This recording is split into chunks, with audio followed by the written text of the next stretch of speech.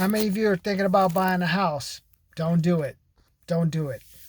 The reason why is because now with the bank bailout, it's going to be harder for you to refinance your house.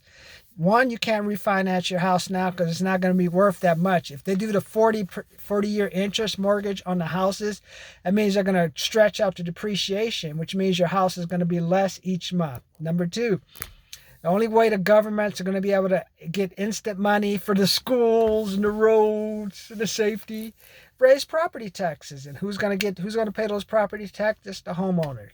Number three, if you have a house you've lived in a house over 30 years, get rid of it. You basically, it's worth nothing. After all the property taxes raises throughout the decades, and there's no way you're going to be able to keep maintaining that house to the proper technological level that it should be. There are termites, there's all kind of stuff. So basically you're living in like a relic. And then you said, oh, I'm going to leave the house for our kids. Kids are going to sell that thing as an investment. Even if you live in Beverly Hills or something and you bought the house for $800,000, someone gives you $1 million, $1.5 million, you may not even get that. Because they say, oh no, well, this house doesn't have this wire, that wire, that wire, this wire.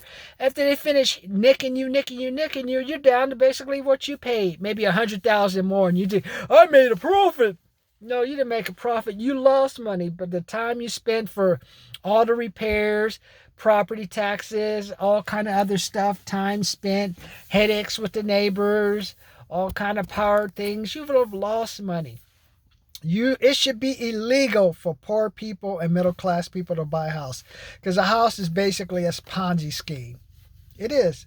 In the old days, you used to have houses that actually went up, but now you have, after the property taxes and everything, a house is, and it not counting all the repairs. Go drive through a neighborhood, see all the broken garage doors you see, all the plants that all are grown up and stuff. How many cars are parked in one house? It'd be okay if it was the initial couple that lived at the house, but it's like 4 or 5 families living in one house. I did that. 385 East 160th Place. 5 people in a 1-bedroom house, 5 people in a 2-bedroom house. That's what kills the property value. I'm going to move into this nice house. I got 8 people living next door in a 2-bedroom house.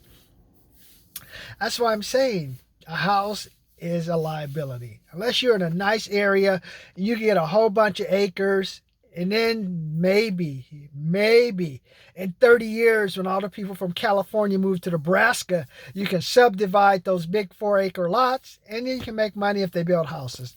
I've done that. If you're middle class, and Jay Powell already said 57% of people are living a paycheck to paycheck, the last thing you need is a house where you have to do repairs, pay property taxes, pay sewage things, pay metal roofs. You need to be an apartment until you can at least get up to the $400,000 range. If you're not in the middle class, making over $400,000, do not buy a house, because you are being ripped off.